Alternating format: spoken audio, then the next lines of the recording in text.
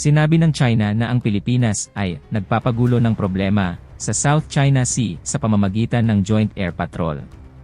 Sinabi ng militar ng China na ang Pilipinas ay nagpapagulo ng problema sa South China Sea sa pamamagitan ng pagpapatakbo ng isang Joint Air Patrol kasama ang mga bansang labas ng teritoryo at pagkatapos ay bukas na nagpapalaki ng issue.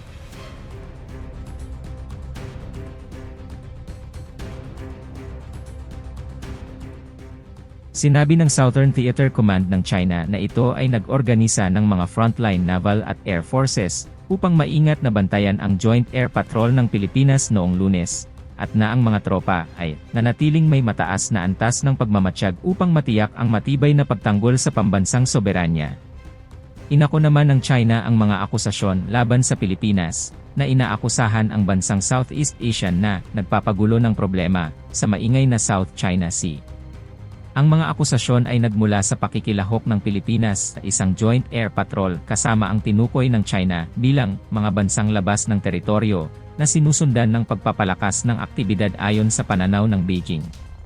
Ayon sa mga pahayag mula sa militar ng China, binantayan ng Southern Theater Command ang Joint Air Patrol na isinagawa ng Pilipinas noong Lunes. Kanilang sinasabing nag-organisa sila ng frontline naval at air forces upang maingat na bantayan ang aktibidad. Iniulat na nanatiling may mataas na antas ng pagmamatsyag upang matiyak ang matibay na pagtanggol sa pambansang soberanya, ang mga tropang Chino bilang tugon sa inaakalang provokasyon. Ang mga tensyon sa South China Sea ay matagal ng isang usapin ng alitan sa pagitan ng China at ilang bansa sa Southeast Asia, kabilang ang Pilipinas. Ang mga alitan ay pangunahing naukol sa mga magkasalungat na pangangalakal sa teritoryo at mga strategic na interes sa kayamanan ng dagat. Ang pinakabagong insidente na ito ay malamang na magpapalala sa umiiral na tensyon at maaaring magdulot ng karagdagang mga diplomasyang pagsusuri sa pagitan ng dalawang bansa.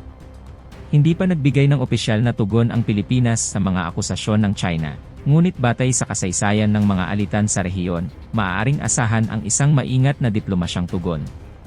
Nakabatay pa rin sa kung paano makakaapekto ang akusasyong ito sa mas malawak na geopolitikal na dynamics sa rehiyon ng South China Sea, kung saan ang mga magkasalungat na pangangalakal sa teritoryo at militar na pagsasantabi ay nagdulot ng mga alalahanin sa mga kapitbansa at pandaigdigang kapangyarihan.